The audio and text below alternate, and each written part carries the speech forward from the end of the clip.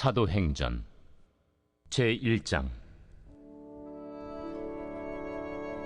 데오빌로여, 내가 먼저 쓴 글에는 무릇 예수께서 행하시며 가르치시기를 시작하심부터 그가 택하신 사도들에게 성령으로 명하시고 승천하신 날까지의 일을 기록하였노라. 그가 고난받으신 후에 또한 그들에게 확실한 많은 증거로 친히 살아계심을 나타내사 40일 동안 그들에게 보이시며 하나님 나라의 일을 말씀하시니라. 사도와 함께 모이사 그들에게 분부하여 이르시되, 예루살렘을 떠나지 말고 내게서 들은 바 아버지께서 약속하신 것을 기다리라. 요한은 물로 세례를 베풀었으나 너희는 몇 날이 못 되어 성령으로 세례를 받으리라. 그들이 모였을 때 예수께 여쭈어 이르되, 주께서 이스라엘 나라를 회복하심이 이때니이까? 때와 시기는 아버지께서 자기의 권한에 두셨으니 너희가 알 바 아니요, 오직 성령이 너희에게 임하시면 너희가 권능을 받고 예루살렘과 온 유대와 사마리아와 땅끝까지 이르러 내 증인이 되리라. 이 말씀을 마치시고 그들이 보는데 올려져 가시니 구름이 그를 가리어 보이지 않게 하더라. 올라가실 때 제자들이 자세히 하늘을 쳐다보고 있는데 흰옷 입은 두 사람이 그들 곁에 서서, 갈릴리 사람들아, 어찌하여 서서 하늘을 쳐다보느냐? 너희 가운데서 하늘로 올려지시니 예수는 하늘로 가심을 본 그대로 오시리라. 제자들이 감람원이라 하는 산으로부터 예루살렘에 돌아오니 이 산은 예루살렘에서 가까워 안식일에 가기 알맞은 길이라.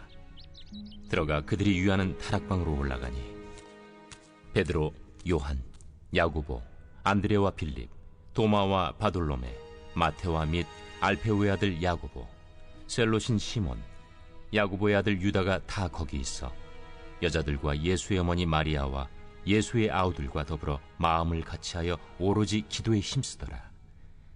모인 무리의 수가 약 120명이나 되더라. 그때 베드로가 그 형제들 가운데 일어서서, 형제들아, 성령이 다윗의 입을 통하여 예수 잡는 자들의 길잡이가 된 유다를 가리켜 미리 말씀하신 성경이 응하였으니 마땅하도다. 이 사람은 본래 우리 수 가운데 참여하여 이 직무의 한 부분을 맡았던 자라. 이 사람이 불의의 삭으로 밭을 사고 후에 몸이 곤두박질하여 배가 터져 창자가 다 흘러나온지라. 이 일이 예루살렘에 사는 모든 사람에게 알려져 그들의 말로는 그 밭을 아겔다마라 하니 이는 피밭이라는 뜻이라 시편에 기록하였으되, 그의 거처를 황폐하게 하시며 거기 거하는 자가 없게 하소서. 그의 직분을 타인이 취하게 하소서. 이러함으로 요한의 세례로부터 우리 가운데서 올려져 가신 날까지 주 예수께서 우리 가운데 출입하실 때에 항상 우리와 함께 다니던 사람 중에 하나를 세워 우리와 더불어 예수께서 부활하심을 증언할 사람이 되게 하여야 하리라. 그들이 두 사람을 내세우니 하나는 바사바라고도 하고 별명은 유스도라고도 하는 요셉이요, 하나는 마띠아라. 그들이 기도하여 이르되, 무사람의 마음을 아시는 주여, 이 두 사람 중에 누가 주님께 택하신 바 되어 봉사와 및 사도의 직무를 대신할 자인지를 보이시옵소서. 유다는 이 직무를 버리고 제 곳으로 갔나이다. 제비 뽑아 마띠아를 얻으니 그가 11사도의 수에 들어가니라. 할렐루야. 우리 하나님의 크신 은혜가 새벽부터 부르짖어 기도하는 우리 모든 성도님들께 응답과 기적과 역사로 나타나게 되기를 주님의 이름으로 간절히 축원합니다. 오늘부터 우리 사도행전의 말씀을 함께 읽고 묵상하며 나갈 텐데요. 사도행전은 오랫동안 그리스도인들의 심령과 교회의 역사를 일으켜왔던 데에 동력이 됐던 말씀입니다. 사도행전은 역사서로 분류되는데, 역사서로 분류되는 것처럼 이 사도행전은 교회의 탄생과 세계 선교의 과정이 어떻게 시작되었는지를 우리에게 알려주는 책이기도 하죠. 사도행전의 헬라어 제목의 이름을 그 뜻대로 그대로 번역하면 사도들의 행적이라는 뜻입니다. 사도들이 어떻게 하나님의 일을 감당해 왔는가, 그리고 교회가 어떻게 세워지고 그 교회는 무슨 일들을 해왔는가에 대한 기록이죠. 그래서 사도행전의 영어 이름도 액트예요. 액트, 활동하다, 어떤 행동하다, 이것들의 모임이라는 거죠. 이런 그대로 사도행전에 기록된 초대 교회의 기적과 역사는 지금 이 시대에게까지 이어지고 있습니다. 그래서 감리교를 세운 웨슬리 목사님은 사도행전을 평가해서 하는 말이, 사도행전은 복음서와 서신서를 연결해주는 다리이고, 그리고 오늘까지도 계속 기록되고 있는 책이다라고 평가했어요. 그러니까 성경에 기록되어 있는 사도행전 28장으로 사도행전은 끝난 게 아니라 지금까지도 계속해서 기록되어 있고 계속해서 이어져 오고 있는 책이라는 거죠. 그래서 학자들 중에는 오늘 이 시대가 사도행전의 29장을 새로 써 내려가는 액츠 29의 시대라, 이렇게 평가하는 사람들도 있어요. 사도행전의 또 다른 별칭은 성령행전입니다. 사도행전을 우리가 읽으면서 끊임없이 대하는 것은 성령님의 감동과 성령님의 역사하심이에요. 오늘 사도행전이 끝난 책이 아니라 이 시간까지 이어지고 쓰여지고 있는 책이라고 말할 수 있는 것은 성령님이 지금도 살아계시고 성령님이 지금도 우리를 인도해 가시고 성령님이 지금도 일하시기 때문이에요. 그래서 우리 사도행전을 나누면서 우리의 심령은 다시 성령으로 충만해지고, 또 우리 교회는 초대교회의 놀라운 이적과 부흥의 역사를 일으켰던 그 성령의 역사가 더 뜨겁게 일어나기를 사모하면서 이 사도행전을 함께 묵상해 나갔으면 합니다. 앞서 말씀드렸듯이 사도행전의 또 다른 별칭은 성령행전이에요. 사람들이 해왔고 사도들을 중심으로 교회들이 감당해 왔지만 이 모든 것을 계획하고 이루신 분은 살아계신 성령님이신 거죠. 사도행전은 바울의 선교팀 중 한 사람이었던 누가가 누가복음과 더불어서 기록한 책입니다. 학자 중에는 이 누가복음과 사도행전은 각각 별개의 책이 아니라 원래 한 권이었다라고 주장하는 사람들도 있습니다. 1장에는 예수님께서 제자들에게 말씀하셨던 것처럼 교회가 세워지는, 탄생하는 이야기가 기록되어 있는데, 이 역사들의 주체가 바로 성령님이시라는 거죠. 누가복음과 마찬가지로 사도행전도 로마의 고위 관리로 추정이 되는 데오빌로에게 보낸 편지의 형식을 가지고 시작을 해요. 사도행전 1장에는 이제 예수님이 승천하시는 거기에서부터 기록이 됩니다. 예수님은 승천을 앞두고 자기에게 나와 있는 사도들과 제자들에게 예루살렘을 떠나지 말고 아버지께서 약속한 것을 기다리라, 성령을 받기까지 기다리라고 명령을 하세요. 우리가 성령을 체험하고 성령께서 오늘 우리를 주장하시고 이끌어 가시려면요, 우리에게 성령을 기다리는 마음이 있어야 돼요. 성령을 기다리는 마음. 또 다른 표현으로 하자면 성령님께서 임재해 주시기를 사모하는 사모함이 우리에게 있어야 된다는 사실입니다. 예수님은 이미 복음서에서도 또 다른 보혜사가 오실 것이다라고 약속해 주셨어요. 예수님이 말씀하신 것처럼 성도의 믿음과 헌신의 삶에는 반드시 성령님이 임하셔야 돼요.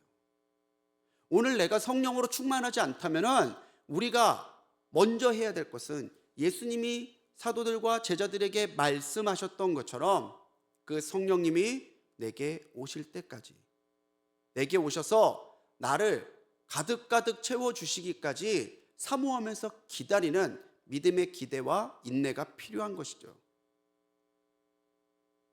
그렇기 때문에 우리는요, 무엇을 결정하기 전에, 무엇을 행동하기 전에 가장 먼저 성령님께서 이 모든 것을 주관해 가시기를 기도해야 돼요.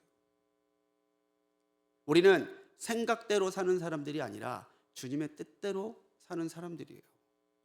그러려면요, 우리의 모든 것을 통달하시고 하나님의 깊은 것까지도 우리에게 알려주시는 성령님의 임재하심과 성령님의 능력 주심이 먼저 있어야 우리는 모든 것을 결정하고 모든 것을 할 수 있다는 거죠. 우리가 성령님 없이 무엇을 한다면, 우리가 성령님의 감동과 성령님의 능력이 아닌 것으로 일을 한다면, 아무리 그 목적과 그 일이 하나님을 위한 것이다라고 말한다 해도 하나님의 뜻과 하나님의 역사에서부터는 멀어질 수도 있는 위험을 가지고 살아가는 거예요. 하지만 인간적인 방법, 세상적인 기준에는 뭔가 합리적이지 않은 것 같고 무언가 맞지 않는 것 같은 그런 상황이라 할지라도 우리에게 분명한 성령님의 감동과 성령님의 임재하심의 증거하심이 있다면요, 그 일은 하나님이 책임져 주시는 일이 되는 거죠. 주님은요, 이 성령님의 오심을 아버지께서 약속하신 것이다라고 표현해요. 아버지가 약속하신 것이 임할 때까지 너희는 기다리라. 너희가 판단하고 너희가 결정하고 너희가 행동하지 말고 약속하신 그 성령이 오시기까지 기다리라. 하나님의 약속은 반드시 이루어집니다. 그러니 하나님께서 약속하신 성령이 우리에게 오신다는 사실은 의심할 바 없는 사실이에요. 그 약속을 믿고서 사모함으로 기다리는 것이 바로 우리의 할 일이요, 성령님의 오심을 사모하고 그 능력을 받아서야 우리는 비로소 하나님의 사람으로 칭함받고 하나님의 일을 감당할 수 있는 사람들이 되는 거죠. 흔히들 충전을 성령님의 감동에 많이 비유해요. 아무리 최신형 스마트폰, 최신형 기계라고 해도요, 전력이 공급되지 않으면 본래의 기능을 다 감당하지 못해요. 우리가 아무리 많은 것을 하나님께 받았다 할지라도 지속적으로 성령님의 은혜 가운데 거하지 않고 성령님의 공급하심을 받지 못하면요, 우리가 가지고 있는, 우리가 받은 모든 것들도 하나님의 일을 이룸에 있어서는 무용지물이 될 수도 있습니다. 그래서요, 우리는 늘 성령님의 오심을 사모하며 살아야 돼요. 성령님은 인격적인 분이십니다. 성령님은 그 사람의 심령을 깊이 아시고 사모하는 자는 반드시 만나주시는 분이심을 여러분 믿으시기 바랍니다. 오늘 우리가 왜 성령으로 충만하게 살지 못합니까? 왜 우리가 성령의 임재와 성령의 역사는 들어서 알고 기록한 걸 읽어서는 아는데 내 삶에서 풍성하게 나타나지는 못합니까? 성령님이 오시기까지 기다리지 못하는 거예요. 성령님이 반드시 하나님의 약속을 따라 주어질 것을 믿지 못하는 거예요. 그러니 자꾸 내가 하려고 해요. 내가. 그러려니 나의 모든 것을 채우시고 나를 인도해 가시고 역사하시는 성령님의 임재와 능력을 경험하지 못하는 거죠. 사랑하는 성도님들, 이 새벽에 성령님이 내게 오실 것을 확신하고 사모하며 기다리는 우리 성도님들 되시기를 주님의 이름으로 축원합니다. 그 간절한 기다림이 우리에게 있을 때 성령님께서는 분명히 우리 몸을 성전 삼고 찾아와 주시고 내가 생각할 수도 없는 지혜와 능력과 평안으로 역사해 주실 것을 오늘도 기대하며 살아가시는 우리 성도님들 되시기 바랍니다. 예수님이 이 말씀을 하니까 제자들이 물어요. 하나님의 나라가 이루어지는 때가 언제입니까? 참 우리들 모습 같지 않습니까? 말씀을 읽고 묵상하면서 그래, 하나님이 기도대로 응답하신대. 그래, 하나님이 믿은 대로 역사하신대. 예수님은 구하였으면 이미 받은 줄을 믿으라고 하셨어. 근데 그게 언제야? 우리는 거기에 관심이 너무 많아요. 거기에.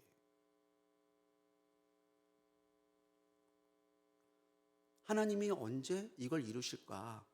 그건 사실 중요한 게 아니에요. 우리의 생각과 우리의 마음은 지금이었으면 좋겠어요. 딱 구하였을 때, 딱 기도했을 때, 딱 이게 내게 필요할 때 하나님이 딱 주셨으면 좋겠는데 하나님이 그러지 않으실 때가 훨씬 더 많아요. 근데 우리가 알아야 되는 것은 성령님은 결코 서두르시지 않지만 결코 늦지 않으신다는 사실이에요. 성령님이 역사하시는 때가 나의 기준에선 더뎌 보일 수도 있고 답답할 수도 있고 이해가 안 될 수도 있는데 나중에 성령께서 응답하시고 역사하신 그때를 보면 그때가 딱 맞는 때임을 우리가 깨달을 때가 너무나 많다는 거죠. 그래서 주님은 때와 시기가 너희의 알 바가 아니래요. 우리의 알 바가 아니라면 우리가 신경 쓸 이유가 없다라는 거죠. 그럼 우리에게 무엇이 남습니까? 오직 너희가 성령을 받으면 너희가 권능을 받고 예루살렘과 온 유대와 땅끝까지 이르러서 내 증인이 되리라. 예, 그게 우리가 할 일이에요. 기도하면서 하나님 언제 응답하실 거예요? 하나님 응답은 하긴 하실 거예요? 이게 우리의 할 일, 우리의 관심사가 아니라 주님이 그렇게 역사해 주시면 나는 성령으로 권능을 받고 내가 만난 예수님을 힘써 증거하는 증인의 삶을 오늘을 살아내는 것, 그게 우리가 할 일이요 성령께서 우리에게 주시는 은혜를 가지고 내가 감당해야 될 나의 사명인 거죠. 성령님이 임하시면요 우리는 변해요. 성령님이 내게 오셨다는데, 내가 성령님으로 충만해졌다는데 나의 삶과 나의 생각이 변하지 않았다면 다시 한번 생각해 보셔야 돼요.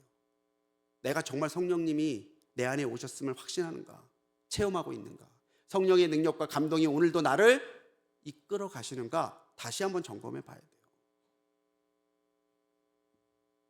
성령님이 임하셨을 때에 우리의 생각과 마음과 삶이 바뀌는 것, 이게 첫 번째의 기적이에요. 우리는 우리 스스로를 알아요. 우리 스스로를. 고집 세잖아요. 내 마음이 좁잖아요. 내 생각과 시각이 좁잖아요. 근데 그랬던 내가 예수님 만나고 은혜 체험하니까 바뀌어요. 내 것만 따지다가 다른 사람을 사랑할 수 있게 되고, 조급하다가 기다릴 수 있게 되고, 무능하고 무지하다가 성령의 능력과 성령의 지혜가 나를 채우고 바꿔가는 걸 느껴요. 그게 성령님이 임하셨을 때에 분명하게 나타내는 첫 번째의 기적이에요. 내가 변하는 것. 사람이 변한다는 것은 성령님만이 하실 수 있죠. 그렇기 때문에 성령을 만나고 성령으로 체험한 사람에게는 약속하신 권세와 능력, 권능이 나타납니다. 하나님의 능력이 우리에게 나타납니다. 그리고 그 능력이 나타날 때마다 우리는 하나님의 일하심을 봐요. 하나님이 이렇게 하셨군요. 하나님이 이렇게 놀랍게 역사하셨군요. 그러면 내가 체험한 하나님, 내가 본 하나님의 역사가 늘어나잖아요. 그러면요, 내가 체험한 그 역사를, 내가 체험한 성령님의 임재와 감동을 오늘 내가 전해야 돼요. 그게 증인의 삶이죠. 억지로 되는 게 아니에요. 성령님이 오시면 내가 변화되고, 내가 변화되어서 권능을 받고, 하나님의 권능으로 살았더니 하나님의 나라가 임하고 하나님이 일하시는 걸 보고, 나는 하나님이 그렇게 일하셨음을, 그렇게 우리를 사랑하심을, 예수님이 우리를 그렇게 구원해 가심을 입을 벌려 증거하면요, 그게 증인의 삶이에요. 억지로 되는 것, 인위적인 방법으로 되는 게 아니라 성령께서 그렇게 살아가도록 인도해 가시고 감동해 가시고 능력 주신다는 사실입니다. 그래서 성령님이 오시면 우리에게는 권능이 나타나야 돼요. 여러분, 오늘 예수 이름 붙들고 성령의 역사하심을 선포하면서 하십시오. 예수의 이름으로 명하노니 이 일이 이루어질지어다. 예수의 이름으로 명하노니 하나님의 영광이 이 자리에 나타날지어다. 우리가 받은 권능을 쓰지 못하고 사는 것만큼 어리석은 일이 없어요. 내가 예수님을 믿는다면, 성령님이 나와 함께 하신다면 어떻게 나 같은 사람도, 아니요, 나 같은 사람을 가지고도 하나님은 분명히 역사하실 수 있어요. 직장에서, 가정에서, 삶의 처처의 자리자리마다 내가 성령님과 동행한다면 성령님의 권능은 우리를 통해 나타나게 되어 있습니다. 제가 어떻게 이렇게 자신 있게 이야기하냐면요, 하나님이 약속하셨거든요. 하나님이 약속하신 성령이고 하나님이 약속하신 능력이기 때문이죠. 11절에 이른 대로 주님은 반드시 다시 오십니다. 그때와 시기는 우리가 알 수 없지만 우리가 오늘 성령의 인도하심을 받아 예수 그리스도의 놀라운 은혜와 사랑을 증거하며 사는, 증인의 삶을 살아간다면요, 주님은 반드시 오셔서 그 제자의 길을 걸어간 그 사람에게 칭찬과 상급을 더해 주실 거예요. 8절에서는요, 오직 성령이 너희에게 임하시면, 주님은 그렇게 이야기하세요. 다른 거 없다는 거죠. 오직이에요. 이 부분을 유진 피터슨 목사님은 메시지 성경에서 너희가 받을 것은 오직 성령뿐이다 라고 번역해요. 그러니까 우리가 받을 것은 뭐예요? 세상의 것들, 세상의 기준에서 합해서 복이라고 말하는 것들, 그런 것들이 아니라 우리가 받을 것은 오직 성령님 뿐이라는 사실이에요. 왜요? 거기에서부터 모든 게 주어지고 나타나기 때문인 거죠. 그래서 오늘 설교의 제목이요, 우리가 받을 것은 오직 성령뿐입니다 라고 제가 잡은 거예요. 다른 길은 없습니다. 오직 성령의 임재하심 속에 성령의 강력한 권능을, 그 강력한 기름 부음의 역사를 오늘 누리시고 이루어 가시는 우리 성도님들이 되시기 바랍니다. 그래서 성령의 기적과 능력은 오늘도 계속되고 있어요. 성령님은 살아계시니까요. 성령님은 지금도 임재하시니까요. 성령님은 지금도 일하시고, 성령님은 지금도 우리에게 권세와 능력을 부어주시니까요. 이 새벽 성령님이 나에게 어떻게 역사하실까 기대하고 나를 온전히 열어드림으로 성령님이 주신 권능으로 충만해지시는 우리 성도님들 되시기를 축원합니다. 그러면요, 왜 우리는 성령으로 충만해야 될까요? 왜 우리는 꼭 성령을 받아야 될까요? 모든 일에는 목적이 중요해요. 이걸 왜 해야 되는지, 이거를 어떻게 해야 되는지, 목적이 없으면 우리의 삶이 갈팡질팡해요. 성령의 임재와 능력과 권능도 마찬가지입니다. 우리가 왜 성령으로 충만해야 되고, 왜 성령님이 우리에게 임재하셔야 되고, 내가 그 성령의 권능을 받았을 때 무엇을 해야 되는지 목적이 분명하지 못하면요, 그것의 소중함도 그 가치도 내 삶에서 누리지 못해요. 왜 주님께서 우리에게 성령의 충만함, 성령의 임재하실 때까지 기다리라고 명령하셨는가? 그것은 그 성령의 권능을 받아 우리가 주님을 위해 해야 될 일이 있기 때문이에요.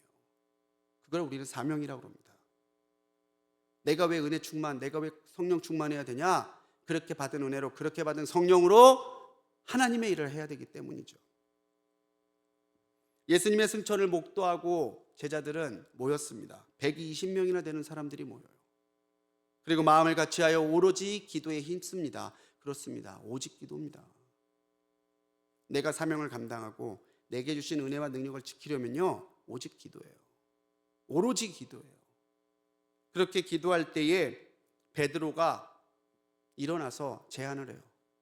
예수님을 배신하고 예수님을 팔았던 유다는 이미 죽었는데, 그럼 우리의 수가 11명이니 우리가 한 명을 더 기도함에 세워서 12의 수를 채우자는 제안을 하죠. 유다가 얼마나 측은한 사람입니까? 예수님을 직접 대면하는 은혜와 그 모든 기적을 목도하고도 자신의 자리, 자신의 사명을 지키지 못해서 처참한 최후를 맞이하잖아요.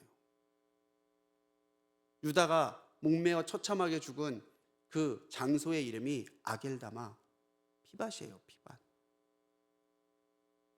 피밭이 상징해 주듯 유다의 그 사명을 감당하지 못하고 예수를 저버렸던 삶은 너무나 처참했다는 거죠. 이제 기도하고 새로운 사람을 추천합니다. 유스도 요셉과 마띠아 두 사람이 후보에 오르죠. 사람들은 기도해요. 그리고 제비를 뽑아서 마띠아가 선출이 됩니다. 마띠아라는 이름의 뜻은요, 하나님의 선물이란 뜻이에요. 하나님의 선물. 그게 마띠아예요. 이후 성경에는 마띠아의 행적이 기록되어 있지는 않습니다. 그런데 13세기경 역사학자인 니케포로스라고 하는 사람이 쓴 책에는 이 마띠아가 이집트, 에디오피아 등에서 선교했고, 지금의 조지아 공화국이죠, 그쪽으로 추정이 되는 콜키스라는 지역에서 돌에 맞아 순교했다는 기록은 있습니다. 성경에 기록되는 내용은 없어요. 하지만 그가 12명째 사도의 수를 채운 사람이라는 건 분명하죠. 이름도 없고 빛도 없고 기록도 없지만 그는 자기가 세워진 12번째 사도의 직분을 감당하고 그의 일생을 살았을 거예요. 우리도 그래야 되는 거죠. 중요한 것은 마띠아의 선출이 인위적인 방법이 아니라 성령의 감동과 이끄심이었다는 거예요. 사람을 세우는 건요, 제도와 생각이 아니에요.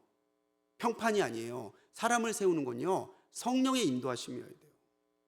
우리 보기에 좋아 보여도 성령님이 아니시면 아닌 거예요. 우리 보기에 아니지만 성령께서 세우셨다면 성령은 그 사람을 통해서 일하실 거예요.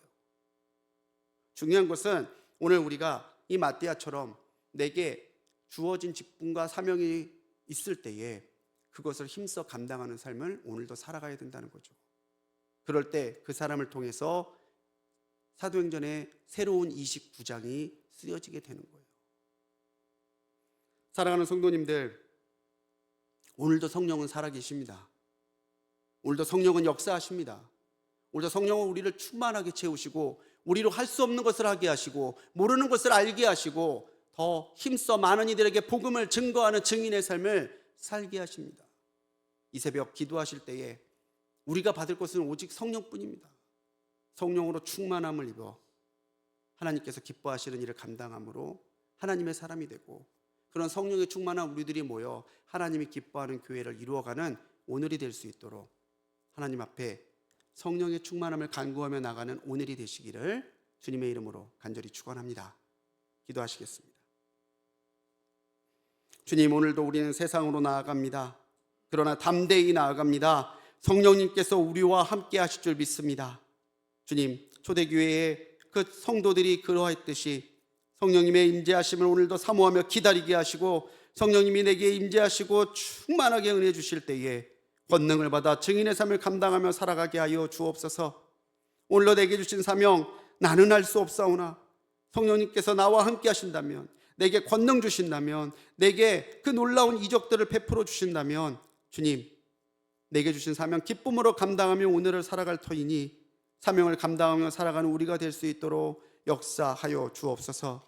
오늘도 이 새벽전에 드린 귀한 예물이 있습니다. 주님, 정말로 1000번째 정말 간절한 마음으로 매번 헌금할 때마다 주님께서 그 마음과 기도를 기억하여 주시고 주님의 때에 주님의 방법으로 반드시 응답하여 주옵소서. 오늘도 우리가 성령 안에 충만해져 성령의 능력과 성령의 지혜로 하나님이 맡겨진 모든 일들을 감당하며 살아가는 우리들 되게 하실 줄 믿사옵고 우리를 구원하신 예수님의 이름으로 간절히 기도드렸습니다. 아멘.